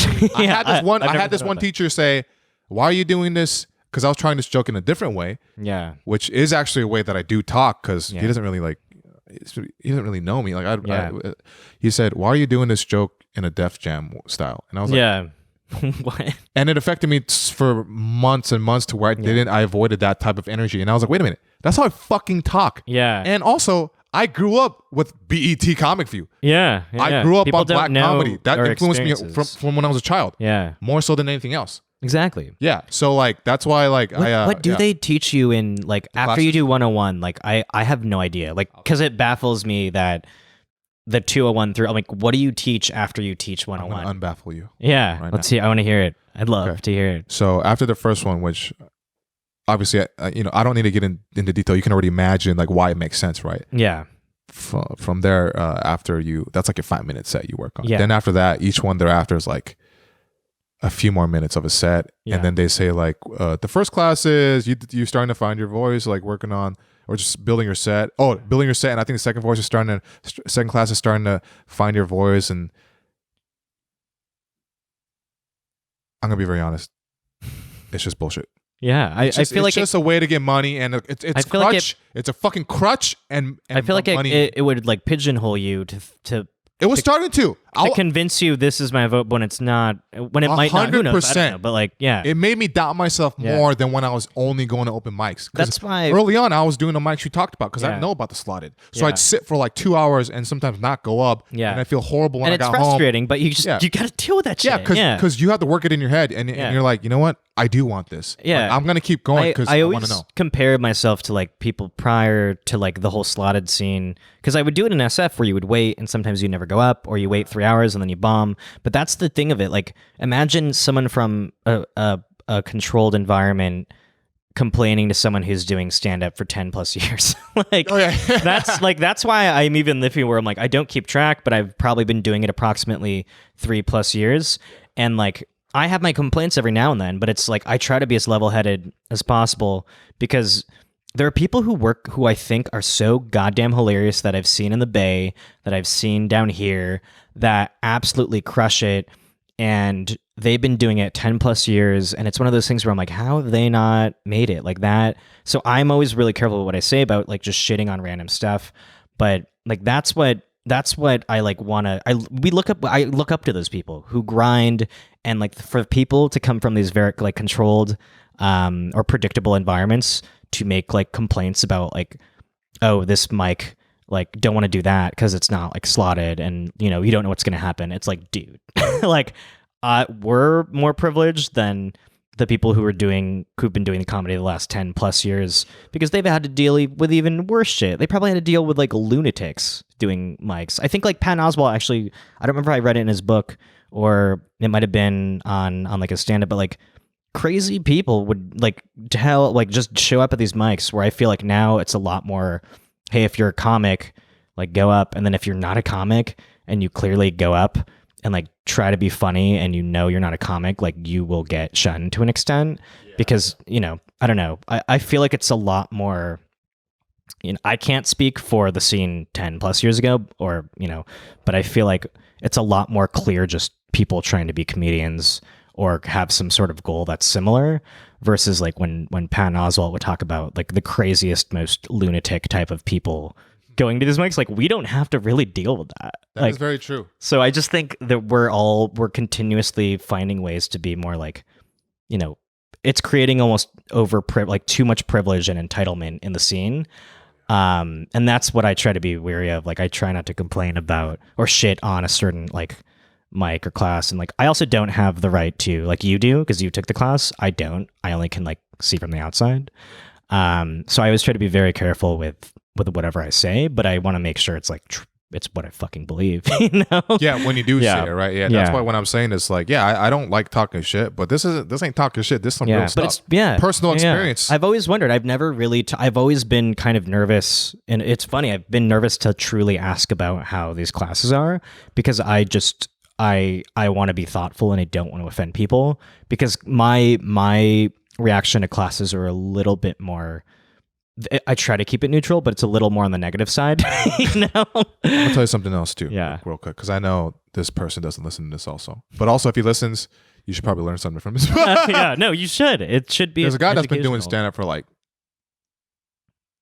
7-8 years. Yeah, And he took that class, yeah, all the classes, and then he retook classes again after he keeps taking classes, and he was giving me advice on like why the classes are so good. And I'm listening to this and I'm like, I know you're more of a quote unquote veteran than I am simply because of the time that you have been doing it. But in that moment, I was like, I don't think you know what you're fucking talking about. It's concerning if someone's in the scene and they're like, yeah, even I knew. I was like, you shouldn't be taking class. And that's how I knew that there is a clear difference between him and I in terms of like, I know it's going to sound really douchey, but like potential. I don't know what's going to happen to me. Yeah. But that awareness means growth versus stagnation. Yeah, yeah. And I clearly agree. at that, it was only like a month or two in, I knew there's something wrong with what he's fucking saying. Yeah, that kind of, I did not know people who've been doing stand up Did I for send that you, long. Did I send douchey when I said that? No. If I did, just let me know so I can edit some of it out. Oh, actually, I no, don't fuck it. I don't give a fuck. I don't give a fuck. But yeah, man. I mean, like, shit, dude. This is I'm gonna wrap it up because this is so good, and I have to edit out a lot of it from the front because the last like 80% of it was so fire. Not that the first part wasn't. Yeah, it's my inexperience of doing podcasts. No, it's because I stayed up late playing video games. Dude, me too. My brain 2 a.m. wasn't like you know how like when you play video games for a long time, you have to like re-warm up the brain and socializing aspect. That's why I got coffee because I woke up early because I thought it was going to be an hour drive, but it was only 30 minutes. So I know everyone has been shitting on Ubisoft lately, and they kind of do at times irritate me because they do cookie cutter games. I don't know why I keep playing their like Far Cry games. Oh, you mean the Far Cry 5 that everybody? I just bought it. It was $15. I'm playing. It's cheap. Yeah, it was the Black Friday sale. I was like, sure, why not? And it was also an interesting background of like, because it's like if a U.S. cult took over a proper like a territory in the U.S., which I thought was like an interesting concept. So I bought that, and then I'm also playing this indie game called Outer Wilds, which is a candidate. Outer Worlds? No, so I bought Outer Worlds. I'm a huge Fallout New Vegas fan. Kind of don't love Outer Worlds. It made me not. I thought it was going to be way more exploration and like way more like I thought the dialogue would be better, and I don't know, and the graphics I don't think are great. But let's keep talking. Oh yeah, but Outer Wilds is a candidate referred it to me, which is like kind of funny. Like that's why I love my job. Sometimes it'll veer into like we'll just talk about stuff like that, and she's like, "Oh, you should play it. It's incredible." And it's this like true indie like exploration game where you like fly into space and like land on different planets, and then like if you die, you have to start all the way over from like. And it's incredible. It's incredible. Like I'm pretty blown away. And it's really simple, but it's such a well thought out game. Like you can fall into like a black hole and then get like sucked in the middle of space. So I've been playing that, and then Outer Wilds, Far Cry 5, and then I got Outlast 2 for free on PSN, and that it's too scary. So I'm yeah. Dude, I don't know if I'm gonna. Scary. Dying Light's actually pretty scary. Dying Light's dope. I've only played it for like a couple hours, but I had it on my Steam or my laptop before I died. For you to leave so I can play. Yeah, not because I want you to leave, but because like I agree. I should hit some mics today, but I'm like, that's how I feel. I might do one mic, but I'm mostly gonna play video games. I should go exercise because I haven't played games in so like months. And you know what? I was like, remember I told you I was burnt out, and I took like this week for the first time in a year. Yeah, I was like, play games, dude. Like, but it's like nice when you go back to that. It feels so nice. It feels so good, and I'm addicted again. Yeah. And then I watched I watched porn last night because of that. When I play video games, I watch porn. You get horny from. I watch porn, like no matter the video game. No, because I like my brain like shuts off, and I go into like animal mode where I just like I eat like chips, and I just like have to bust nuts. Right? I don't know. I didn't know. I've not been in that situation, but maybe I'm playing the wrong games, man. Damn, those zombies be making this noodle go hard, baby. But yeah, brother. Cool, you know what, man? Thank you for being on. This has been such a fucking blast. Fun. And guys, what's your social media? Oh yeah, I usually have something nice to say, cool to say, but yeah, with a soothing voice. This is the plug-in. Say it in the most soothing voice you can. So you can follow me at classicjmasc on Instagram, and then I also have a show running with my friend Cat Crow called Scorpio Show, January 17th, Echo Park, big backyard variety show. And then I'm also actually gonna be at the Long Beach Filipino Festival, one of the 4 comics performing there with Escobar, Eric. Escobar and Eric Esteban. Sorry? What is that? That is December 15th. And then there was one other comic who is amazing, but I for some reason can't remember because my brain is also shut down from playing video games. Yeah, we love you, whoever the 4th comic is. I think whoever the fuck you, whoever the fuck. Okay, well, guys, you know where to find him. And dude, this has been a great talk. This was really fun. I'm excited to see the edited version. It's just me doing accents the whole time. Yes. When I said how much I hate doing accents, or me threatening you, that's the whole one, right? Yes, as Joe John. Joe John, the redneck Filipino. So, guys, this has been a Setbreaker podcast. Thank you for listening, and I will see you next week. Ooh.